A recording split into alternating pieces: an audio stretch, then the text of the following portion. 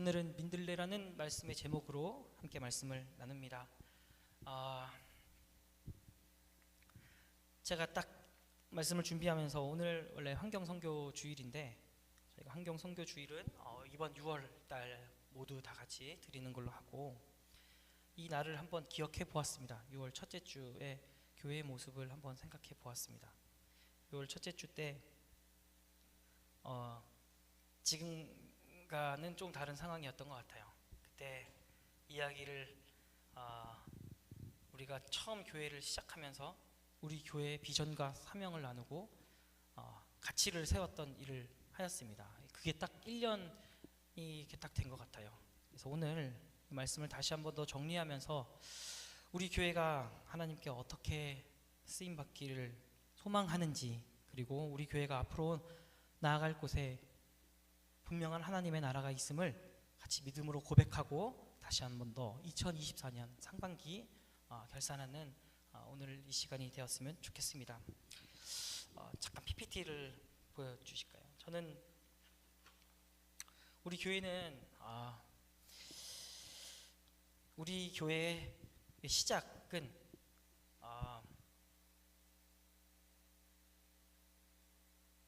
여기 하나님께서 우리의 일을 통해서 일하셨지만 저에게 있어서의 신앙 고백이 있습니다. 제가 코로나 시절에 교회 사역을 하다가 조금은 이제 쉬고 싶은 마음이 생겨 강원도에 간 적이 있었습니다. 그래서 한 1년 조금 넘게 이렇게 지냈던 적이 있었는데 그곳 강원도 평창에서 있으면서 굉장히 많은 행복한 시간을 보냈습니다. 왜냐하면 새로운 것들을 너무 발견했던 시절이었기 때문입니다. 30년 넘게 이런 생활을 못 해보다가 농촌의 냄새도 맡을 수 있었고 농촌의 사람들도 볼 수 있었고 농촌의 교회의 모습 그리고 농촌의 환경에 대해서 배울 수 있었던 시간이었습니다. 그때 그 시절에 제가 한 가지 느끼고 배운 것이 있었다면 그동안 교회의 모습 속에서 조금 어려웠던 점, 불편했던 점, 힘들었던 점을 해결하지 못했던 것이었는데 이곳 평창에서 어느 날 걷다가 뛰다가 한 가지의 모습을 보고 새로운 마음을 결심했습니다. 코로나 때에 교회가 두 부류로 나눠지었었죠. 교회가 세상을 향해서 있는 부분과 세상을 분리한 교회의 그룹의 상황에서 많은 불편함과 어려움이 있었습니다. 이웃을 향해 사랑과 그리고 하나님의 거룩성을 표현해야 될 우리의 모습 속에 조금은 반대의 모습이 있었구나라고 했던 안타까운 모습이 있었습니다. 근데 그때 그 시절 그 안타까움 속에서 해결하지 못했던 신앙의 감정이 있었는데 제가 그곳에서 평창에서 달리기를 하던 도중에 저기 그 배수로에 있는 민들레의 모습을 보고 하나님께서 주신 마음을 다시금 깨달았습니다. 그동안 우리의 코로나 이후에 한국교회의 민낯 그리고 한국 사회의 민낯 어려움과 척박한 이 땅에 어떤 소망이 있고 어떤 희망이 있을까라는 고민 반 있었던 저에게 이 민들레라는 꽃은 아주 제 심장을 깊이 파고들었던 것 같습니다.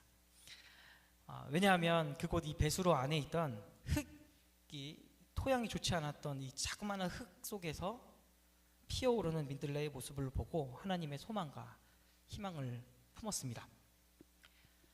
그동안 민들레에 대해서 시도 읽었고 민들레에 대한 꽃에 대한 효능 이런 것들 다 알고 있었지만 글로만 익혔지 제 마음속에 다가온 민들레는 이러한 희망의 민들레는 없었습니다. 하지만 그때 그 민들레를 보고 어려운 토양에서도 참혹한 땅에서도 뿌리를 더 깊게 내려서 끈질긴 생명력을 피우는 민들레가 나의 신앙이어야 되지 않을까라는 깊은 생각을 가졌습니다. 그리고 이후에 다가갔을 때 바람이 훅 부는데 그 민들레가 바람을 타고서는 이렇게 흩어지는 모습을 보고 한 번 더 생각했습니다. 나에게 있어서 내가 가야 될 곳, 내가 가고 싶은 곳이 아니라 바람이 부는 곳으로 가야 되는 나의 신앙의 자세를 한 번 더 생각해 보았습니다. 이 바람은 우리의 신앙의 인들의 고백으로 성령 하나님께서 이끄시는 그곳에 우리가 가야 됨을 저의 절실한 신앙의 고백을 다시금 깨닫는 시간이었습니다. 그리고 이제 다짐했습니다. 교회를 세우는 일에 하나님의 음성 속에서 이제 드디어 깊은 뜻을 가지고 세울 때 그 세우는 교회는 절대로 중심에 서는 교회가 아니라 주변을 돌보는 교회가 돼야지. 그동안 한 10몇 년 전에 읽었던 책이었는데 연세대 이정용 신학자 목사님께서 읽었던 이 마지널리즘이라는 책을 보면서 그때 당시에 그 민들레에 대한 이야기를 했던 것 같아요. 그 미국에서 사는 우리의 그 교포들, 이민자들에 대해서 민들레라는 표현을 쓰면서 민들레 신학을 이야기했던 적이 기억이 나는데, 그때 그 민들레는 주변, 다시 말해서 이 중심이 곧 하나의 핵심이 아니라 이 주변이 이 원심이 중심을 만드는 것. 다시 말해 교회가 이 중심에 서기보다 이 주변을 돌볼 때 진정한 중심이 나온다라는 것이 그때 그 민들레가 또 떠올리기 시작했습니다. 나는 절대 교회를 세운다면 중심에 서기보다 주변을 돌보는 교회가 돼야지. 그리고 민들레에 대한 뜻을 한번 찾아보았습니다. 어원에서는 문둘레라고 하더라고요. 그러던 그 문둘레는 뜻이 문둘레, 바로 흔하게 볼 수 있는, 문 가까이서 쉽게 볼 수 있는 뜻을 갖고 있다고 합니다. 이 네 가지의 뜻, 민들레의 뿌리, 민들레의 홀씨, 그리고 민들레의 주변부, 그리고 민들레의 쉽게 볼 수 있는 문턱이 없는 누구나에게 가까이 있는 존재. 이게 진짜 교회의 모습이 아닐까라는 하나님의 깊은 마음을 조금은 깨닫는 시간이었습니다. 그리고 바람이 일러주는 이곳 하남으로 도착을 했습니다. 그리고 나서 계속 이제 생각을 했던 것 같아요. 교회 개척이란 거를 지금까지 평생 생각을 해본 적이 없는데 부교육자 생활을 하다가 어느 날 누군가가 불러지는 교회에서 담임을 하는 것만을 생각해 왔지, 제가 무슨 교회를 새롭게 개척한다는 것은 저한테는 참 성향에도 안 맞고 어려운 일이었던 것 같습니다. 그러면서 이제 하나하나씩 한번 생각해 보았습니다. 어떤 교회를 세워갈까? 다음 화면 남겨주실까요? 그래서 이 네 가지의 민들레를 가지고 가치를 한번 세워나가 봤습니다. 첫 번째, 제일 저희 교회의 이름이 사람들은 민들레 교회라고 이야기를 하지만 진짜 우리 교회의 이름은 중심에 서기보다 주변을 돌보는 교회라는 것 여러분들도 잘 아실 겁니다. 중심에 서기보다 주변을 돌보는 교회. 우리는 교회의 역할을, 다양한 교회들이 있지만 우리 교회의 역할은 중심에 서기보다 주변을 돌보는 교회가 되었으면 하는 하나님의 비전을 품고 시작했습니다.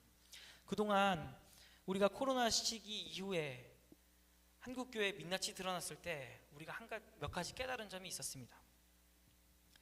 우리가 너무 성전 중심이었구나. 교회는 성전 중심이 아니고 이미 예루살렘 성전 중심에서 이미 흩어진 교회로 예수님께서, 그리고 사도 바울이, 그리고 초대교회가, 그리고 지금의 현대교회까지 이르기에 교회의 가치를 세웠지만 너무 우리는 성전 중심이지 않았을까라는 고민이 있었습니다. 코로나가 터졌을 때 종교적 박해, 종교적 억압이 아니라 사람들에게 피해를 끼치지 않기 위해서 우리가 다른 방법으로 예배를 드렸어야 하지만 사람들은 현장 예배만을 고집했던 그 모습 속에서 우리가 교회의 의미를 잘못 알고 있었던 것이 아닐까 한 번 더 고민해 보았습니다. 그래서 교회의 공간 중심, 교회의 성전 중심, 이것을 탈피할 수 있는 진짜 신앙인, 어디서든 언제든 예배할 수 있는 교회가 되기를, 그리고 지금 당장에 어떠한 일이 일어날지라도 우리는 당황하지 않고 진짜 예배자의 삶을 살아갈 수 있는 교회가 되어야겠다라는 생각을 가졌습니다. 교회 성전 중심, 교회 공간 중심에서 벗어나자. 그리고 교회 문화 중심을 생각해 보았습니다. 교회에 다니는 분들은 환대의 종교라는 것을 굉장히 많이 아실 거예요. 우리는 환영하는 종교, 환대의 종교다. 하지만 실질적인 우리의 모습 속에서는 환대의 모습은 우리 문화 안에 정착했을 때만이 나타나는 일입니다. 이웃에게 있어서 교회를 다닌 사람과 교회를 다니지 않는 사람을 구분하기도 하고요. 이 안에서 초등학생들 용어로 표현하면 교회를 다니는 사람은 나의 편, 교회를 다니지 않은 사람은 나의 편이 아닌 이런 이분화된 생각을, 이분화된 습관을 갖고 있었던 것 같습니다. 이것은 다 모두 다 교회의 문화 중심이었기 때문이라 생각되었습니다. 교회는 오로지 예수님 중심, 하나님 중심, 예수님의 말씀 중심이 되어야 되지만 우리가 우리 사회 속에서 만들어낸 우리 문화의 중심이 되는 순간 우리의 본질과 우리가 세우려고 하는 교회의 가치는 무너지기 마련입니다. 제 주변을 돌아보니 교회 다니는 사람만 있었습니다. 제 주변을 돌아보니 교회 목회하는 분들만 있었습니다. 그러니 내가 세상을 향해서 뻗쳐서 나가서 주님의 이름을 전하려고 했지만 그들과 만날 수 있는 교류는 없었습니다. 그들과 단절한 것은 세상 사람들이 아닌 저의 모습이었기 때문이라 생각이 되었습니다. 그래서 그때 생각된 게 교회 문화 중심에서 우리가 세상에 나아가 세상 사람들과 어울리는 것이 가장 교회의 큰 가치이니까. 우리가 매일매일 고백하는 이런 찬양이 있죠. 어느 곳에서든 어디 곳에서든 그곳에서 예배자가 되길 원한다 라는 이 찬양의 고백처럼 우리가 이 성전 안에만 예배를 세우는 것이 아니라 나의 삶에서 나의 이웃들에게 예배사의 삶을, 교회의 모습을 밝히는 것이 바로 교회 문화 중심이 아닌 예수님 중심의 생활이라, 신앙생활이라 생각되어졌습니다. 또한 교회 음악에서도 많은 걸 느꼈습니다. 우리가 자주 얘기하는 거룩성, 나는 하나님을 예배하는, 사실 이 찬양도 거룩함이 이제 이 현대 와서 왔지만 예전에는 이 음악의 이 무드가 이런 거를 거룩하지 않게 여겼을 때가 있었죠. 그리고 지금은 이제 요즘에 교회에 힙합 문화가 조금씩 들어오긴 했지만 교회에서 힙합을 하는 사람은 오히려 부정한 사람으로 여겼던 시대도 있었습니다. 그리고 우리는 오히려 문화를 강조합니다. 거룩하다고 여기는 선율을 그들에게 강조하기도 하죠. 하지만 교회는 본질을 갖고 새로운 문화에 대한 변화를 추구해야지, 그 문화에서 본질로 그쳐진다면 진짜 복음은 우리 안에서 사라지기 마련입니다. 교회 문화 중심, 문화는 열어둬야 된다는 것, 그게 우리 교회의 핵심 가치라 생각되었습니다. 그리고 앞서 얘기했던 교회 성도 중심에 대한 경계, 우리의 이웃은 나의 집사님, 권사님, 장로님만 있는 것이 아니라 우리 목사님, 우리 전사님, 이런 우리의 성도들만 있는 것이 아니라 우리가 있는 그곳에서의 우리의 이웃을 세워나가는 것이 선교의 가장 근본이라 생각되어졌습니다. 이 네 가지의 기반으로 핵심 가치가 세워졌습니다. 주변으로 갈 것, 주변을 돌아볼 것, 주변의 문화를 받아들일 것, 그리고 교회 방향을 정했습니다. 그동안 우리가 이건 제 사역에서 나왔던 것 같아요. 사역에서 있어서 많은 것들을 기획하고 행사할 때 우리가 가장 놓치는 부분이 무대를 만들기 위해서 연습하는 과정 속에서 많은 것을 잃어버릴 때가 있었던 것 같습니다. 저도 5년 가까이 되는 한 교회에서 정말 열심히 일하고 땀을 흘리고 잠을 안 자고 일했던 적이 있었는데, 그 목회를 마무리하고 나왔던 그 성전 앞에서 하나님께 기도했을 때 내가 무엇을 했을까라는 생각이 확 들면서 너무나 아쉬운 부분이 하나 있었습니다. 좋은 결과를 내고 좋은 무대를 완성하고 좋은 부서를 양육했을지 모르겠지만 실질적으로 내가 그 과정 속에서 했던 수많은 실수들, 어려웠던 부분, 이런 것들이 좀 아쉬움이 많이 남았던 것 같습니다. 매일매일 강조하는, 우리 지난주에도 얘기했던 우리 성령 하나님의 근본, 성령 하나님의 속성, 결정에 앞서는 것이 아니라 우리가 고민하는 그 순간에도 구석구석, 마음 구석구석 함께 하시는 하나님의 속성을 닮아야겠구나. 결과보다, 결정보다, 결정하세요, 믿음으로 고백하세요, 주님의 이름을 고백하세요 라는 교회가 아니라 주님의 이름을 고백하기에 앞서 깊이 고민하고 그 안에서의 과정 속에 충만함을, 과정 속에서의 중심을 두는 교회가 되어야지. 과정 없는 결정이 낳은 성급함, 성급함 속에서 낳은 빠름과 그리고 계속해서 단순화시키는 이것에서 벗어나는, 단순화시키는 문화. 교회는 이런 거야, A야 B야 C야 D야 라는 것이 아니라 우리는 계속해서 새로운 문화를 받아들이고 변화하는 교회가 되어야지라고 결심했습니다. 그리고 성도의 자세를 한 번 더 고민해 보았습니다. 이 성도는 저도 마찬가지입니다. 저도 성도입니다. 저도 그리스도인이고 성도의 자세를 생각했을 때 계속 얘기했던 핵심 가치의 가장 첫 번째였던 교회 공동체의 폐쇄성에 대한 주의를 계속해야겠다. 변화를 추구하는 성도가 돼야겠다. 우리는 황대의 공동체라 얘기하지만 변화를 추구하는 공동체는 아니었던 것 같습니다.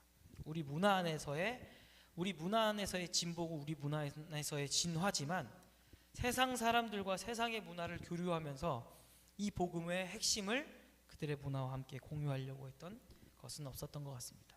내가 갖고 있는 문화를 그들에게 학습하려고 했던 것이지 나의 본질을 그들의 문화 안에서 녹여내는 작업을 하지 않았던 것 같습니다. 예수님의 사역은 예수님께서 복음서에서 제자들과 함께 했던 것은 그들의 문화권 안에 들어가서 그들에게 녹여내시고 그들의 언어로 이야기하셨고 그들에게 맞는 하나님의 복음을 선포하셨습니다.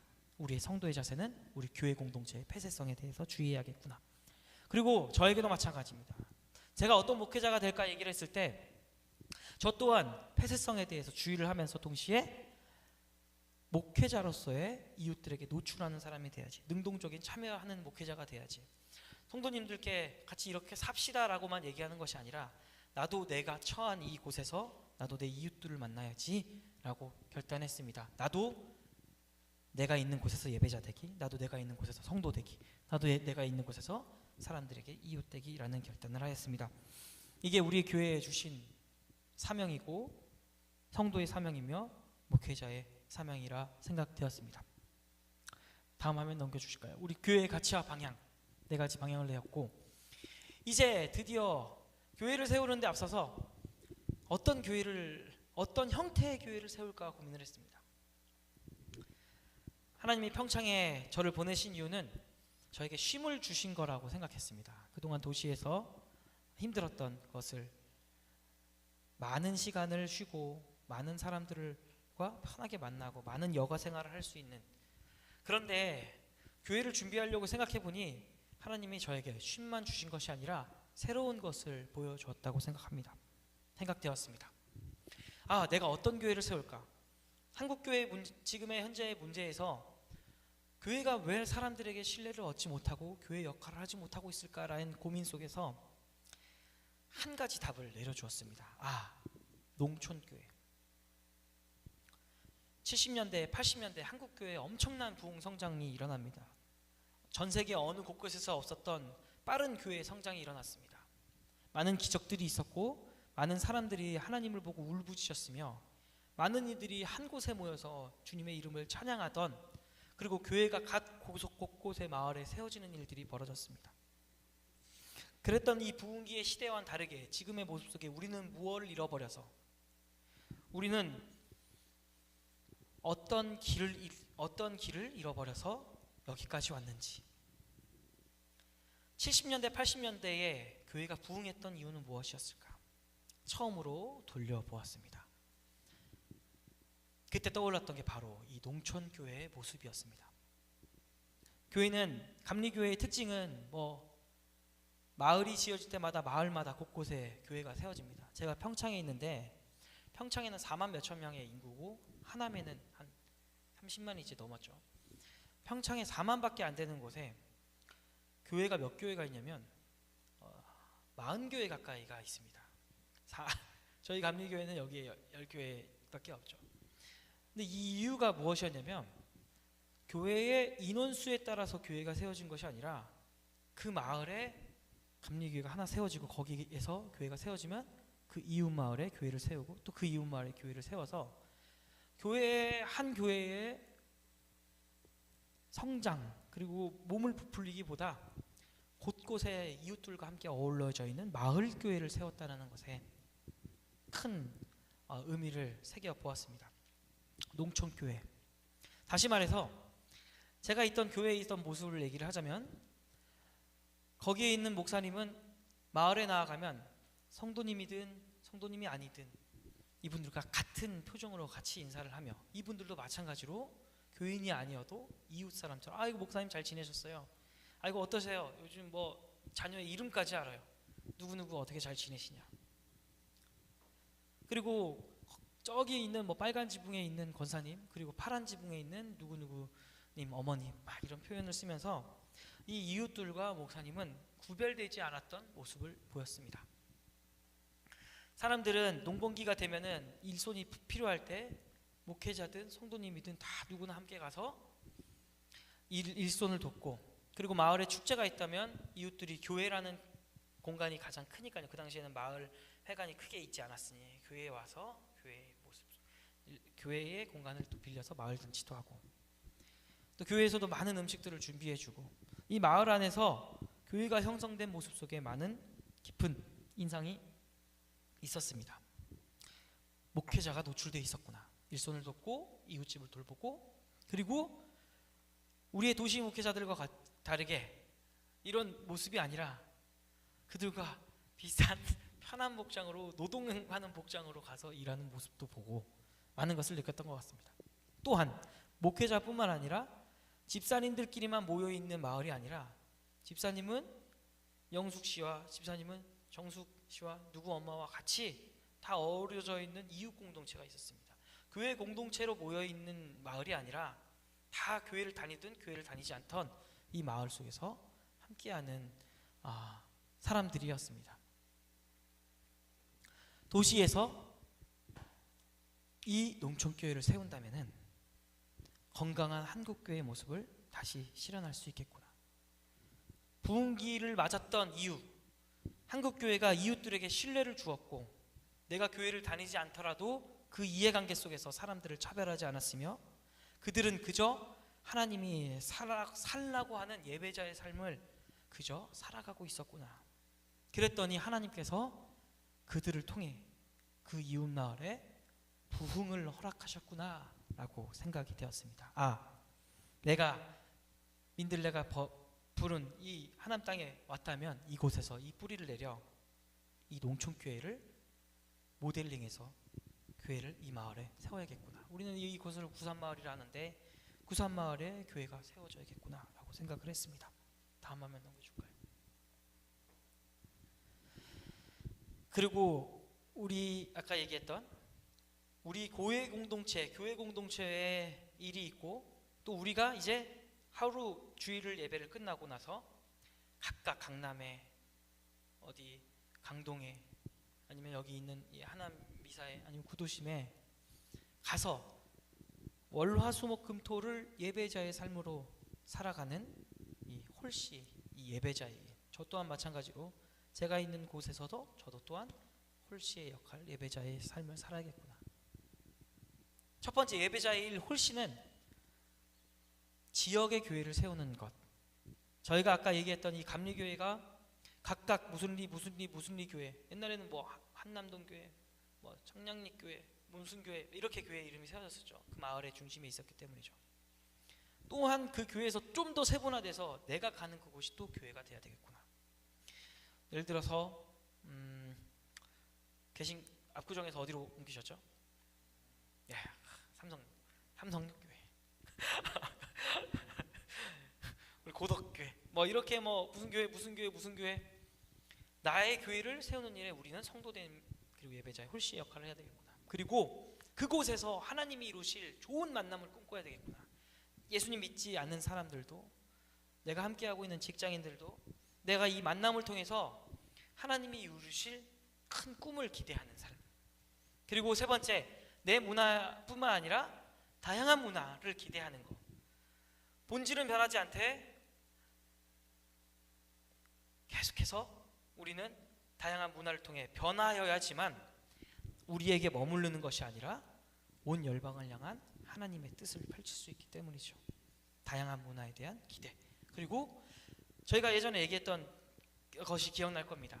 우리 교회는 어디 마을이나 이런 데서 이제 공동으로 하는 이제 선교 사역을 하지는 못합니다. 하지만 우리의 선교 사역은 교회 이름으로 나가는 것이 아니라, 교회 안에서 우리가 같이 함께 어떤 지역을 섬기는 것이 아니라 각각에 계신 그 곳에서, 강동 지역에서 내가 섬김과 봉사의 마음이 생긴다면 언제든 뭐 자활센터에 뭐 전화를 하셔도 되고, 봉사단체에 전화를 하셔서 공공단체에서 봉사와 섬김을 하는 것을 이야기한 적이 있습니다. 나도 너도 누구도 다 각각 곳곳에서 지역에서 봉사와 섬김으로 실천하는 것. 저 또한 하남에서 2개의 봉사단체에서 있는데 매주 수요일날 가는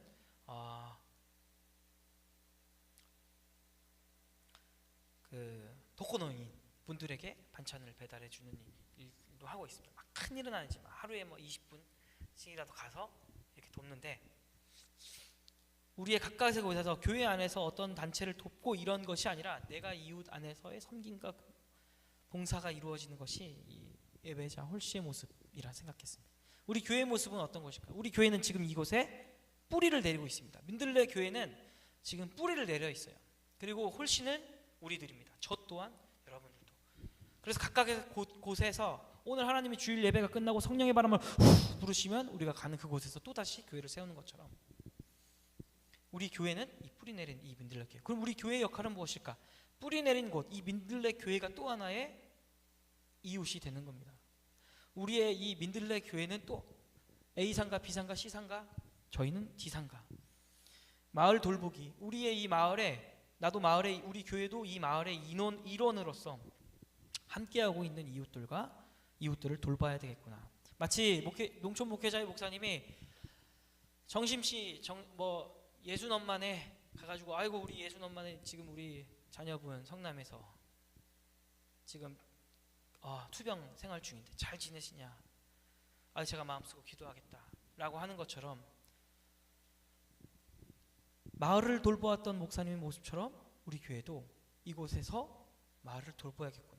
근데 우리의 교회의 이 장소의 특정, 지역의 특성을 보니까 우리 교회는 옆에도 상가고 옆에도 상가입니다. 그렇다면 교회가 할 수 있는 것들은 이 상가를 위해, 상가와 함께 어떤 일을 할 수 있을까를 고민해야 돼. 그래서 상윤회라는 표현을 썼습니다. 마을 돌보기. 교회 어떤 지역에 세워지냐에 따라서 교회의 형태는 달라질 수 있겠죠.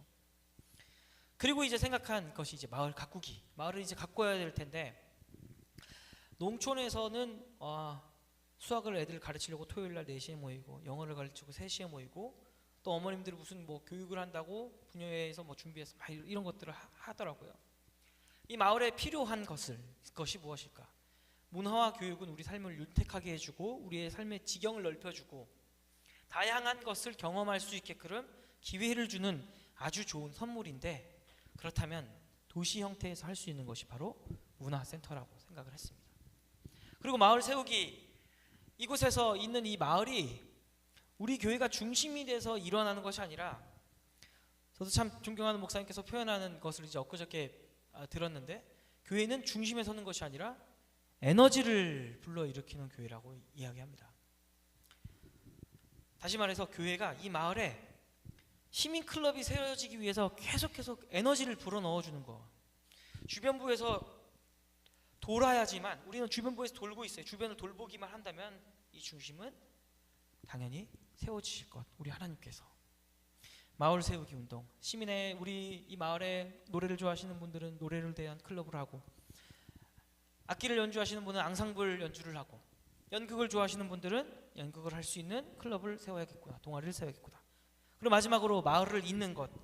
우리 교회에서 또 한 단계 넘어가서 우리 마을과 또 다른 마을을 잇는 것이 우리 교회의 선교 사명이겠구나 생각이 되었습니다. 그래서 아직은 지금 시행하진 않지만 우리 교회가 계획하고 있는 것이 농촌교회와의 교류, 그리고 우리 문화센터에서 하고 있는 이 일본어 수업에서 혹시 할 수 있다면 일본에 있는 문화마을과 함께 교류할 수 있는 것들도 한번 생각해 보았습니다.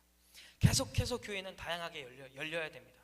다양한 문화를 변화에 다가가야 되고 다양성을 받아들여야 되며, 그 문화 안에서 우리는 하나님께서 주신 교회의 본질, 신앙의 가치, 예수 그리스도의 복음을 그들의 인생에 녹여내야 될 것입니다.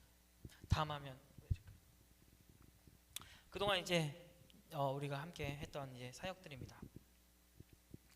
앞으로 우리 교회의 성도의 사명, 핵심, 가치, 이것들을 기억해서 우리가 진짜 중심에 서기보다 주변을 돌보는 교회의 역할을 잘 감당할 수 있는 모든 교회가 되길 소망합니다.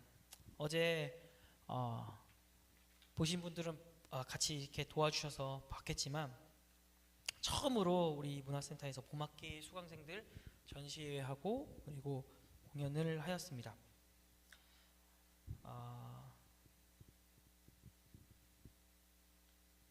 교회에서 준비한 것은 아니지만 우리 내부적으로는 다 알고 있을 겁니다. 우리는 그것을 문화센터라 얘기하지 않고 문화센터 사역이라 우리는 같이 함께 공유합니다. 저희는 에너지를 불어넣는 곳, 문화센터 사역이 왜 선교 사역일까라고 얘기를 한다면 문화센터 안에 하나님의 에너지를 불어넣어주는 것, 그들에게 즐거운 배움을 선사하고 삶을 나누는 소통을 이어주며 그리고 친절함, 이웃들, 하나님의 속성을 닮아가는 공간으로, 문화로, 교육 현장으로 해주는 것이 우리 교회 가치임을 같이 함께 도와주신 덕분에 너무나 감동이 있었습니다.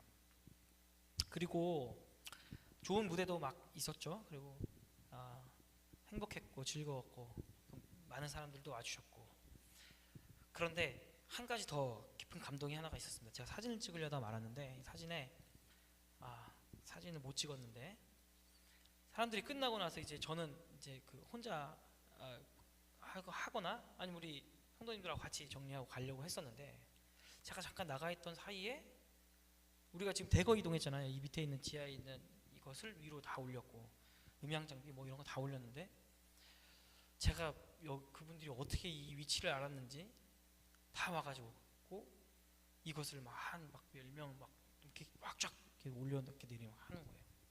제가 도움을 요청한 적도 없었는데 막 사람들이 이렇게 하는 것을 보고 마음이 너무 큰 감동이 있었습니다. 물론 저희 교회의 성도님들은 아니지만 참 우리 교회가 여기 계신 우리 성도님들이 기도하고 같이 우리가 노력한 덕분에 무슨 바람이 불긴 부는구나라는 생각이 들었습니다. 그리고 어제 전화가 왔어요.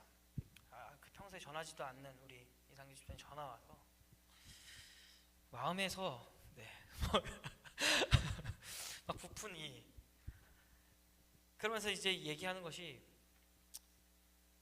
일하시고 계시는 것 같다라고 이렇게 말씀하시는 걸 보고 그 또한 또 거기서 또 감동을 받았습니다. 저희 교회에서 많은 변화가 일어나진 않지만 이 마을의 변화에 기뻐하는 우리 교회의 공동체의 모습을 보고 우리도 참 성숙했구나라는 생각이 들었고 하나님께서 이 모습을 통해 기뻐하실 거라 생각이 되었습니다.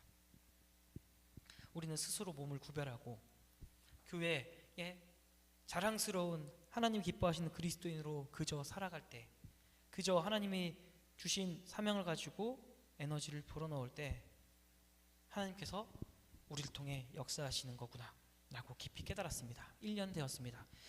6월 첫째 주에 몇 명 잊지 않았던 분들과 함께 이것을 함께 나누었습니다.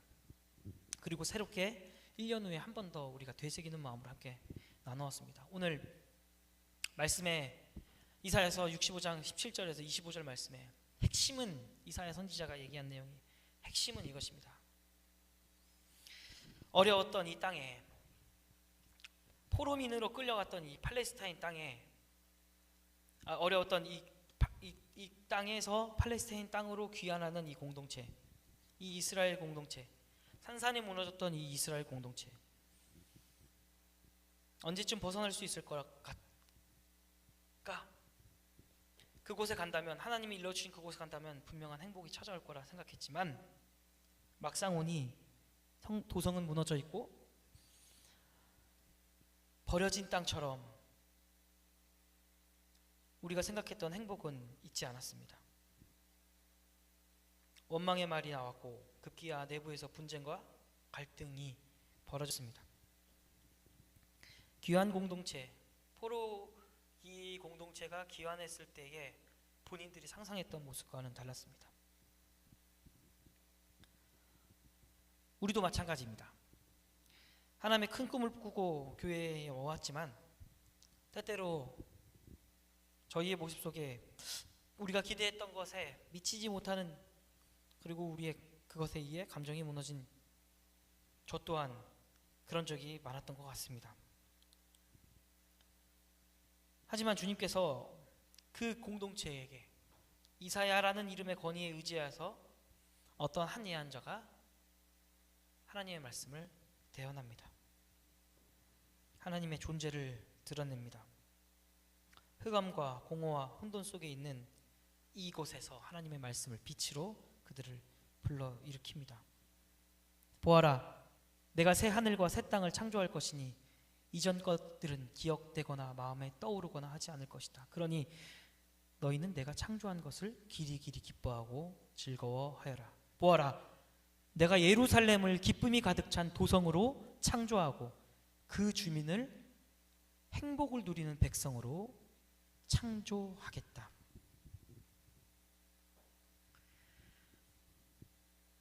때때로 우리의 모습 속에 우리의 무너져가는 모습이 있을 수도 있습니다. 보이는 현실은 엄청난 교회의 성장, 엄청난 부흥, 그래서 우리가 좌절하기 때도 있겠죠.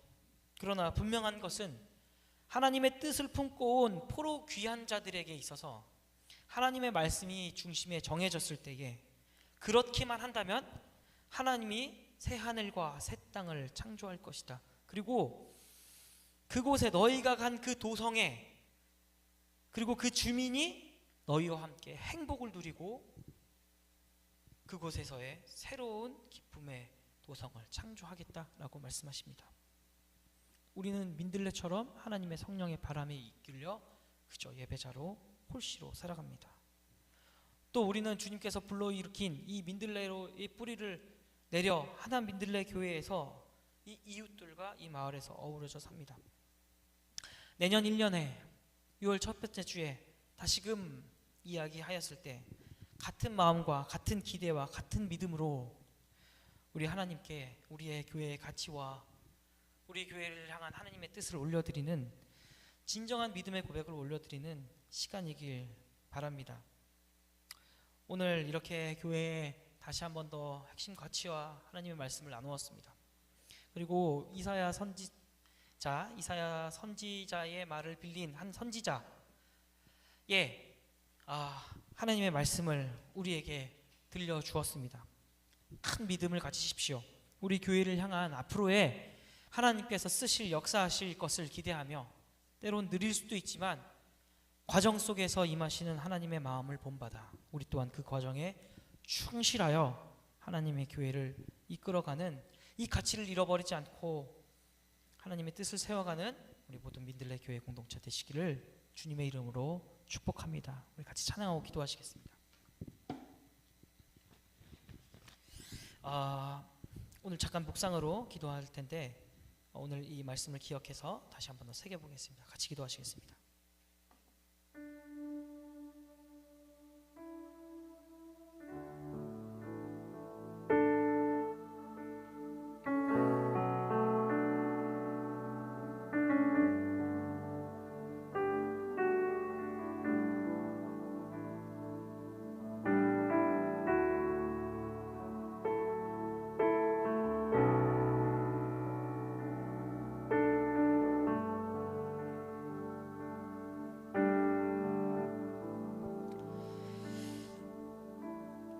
주님의 위엄 앞에 믿음으로 순종의 예배를 드립니다. 주님께서 우리의 도움이셨으며 때때로 흔들리고 넘어질 때도 있었지만 주님의 계획하심이 영원하시구나 라고 마음속에 깊이 느낍니다. 오늘 예배자 홀씨로 살아가는 결단하는 우리들 앞에 하나님 오른손으로 안수하시고 항상 함께하겠노라 약속하신 하나님의 동행의 걸음 속에 우리가 그 마음을 믿음으로 받아 주의 사랑 안에서 영원히 순종의 예배를 드리는 진짜 하나님의 백성 예배자로 세워주옵소서. 주님의 떨림이 우리의 깊은 울림으로 다가옵니다. 어제 보여주신 우리의 사역 가운데 우리가 이 마을 속에서 움직이고 있구나 라는 것을 큰 울림으로 느껴집니다. 하나님의 뜻을 온전히 알아 온전히 삶을 실천하려고 하는 우리의 민들레 교회 가운데 주님 진짜 큰 은혜로 축복하여 주셔서 그 축복으로 말미암아 우리가 기쁨을 얻고 그 기쁨으로 말미암아 우리 이웃들에게 또 다른 축복이 되어지는 우리 모든 민들레 교회 되기를 주님께서 함께하여 주옵소서. 모든 것 감사드리며 우리를 도우시고 우리를 영원한 계획으로 인도하실 예수님의 이름으로 기도합니다. 아멘.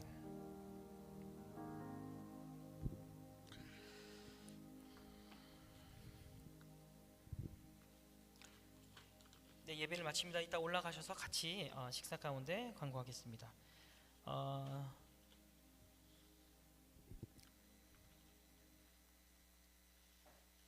찬송가 510장 우리 파송 찬양하고 우리 공동 축도로 예배를 마치도록 하겠습니다. 찬송가 510장 하나님의 진리 등등 찬양합니다.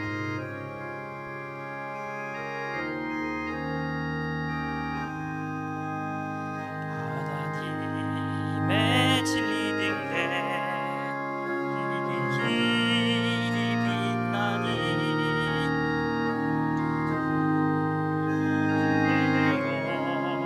주의 사랑 비추세 우리 작은 불을 켜서 험한 바다 비추세 물에 빠져 헤매는 이 건져내어 살리세 죄의 밤은 깊어가고 성난 물결 설렌다 어디 불빛 없는가고 찾는 우리 많구나 우리 작은 불을 켜서 험한 바다 비추세 물에 빠져 헤매는 이 건져내어 살리세 너의 뜻 도두어라 거친 바다 비춰라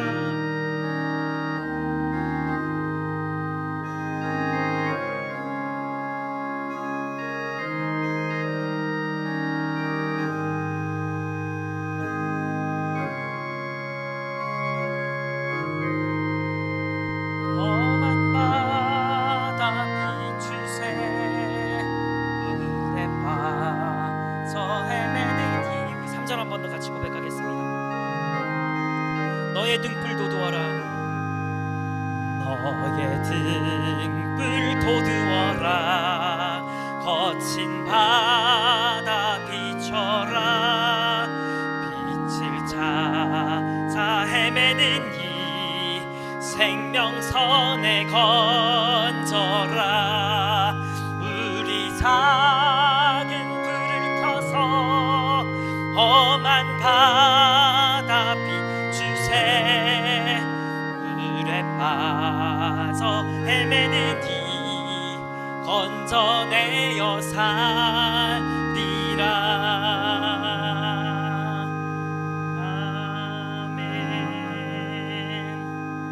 아멘. 민들레 교우 여러분 주님의 꿈에 동참하십시오. 함께 일하자고 부르시는 주님의 초대에 응답하십시오.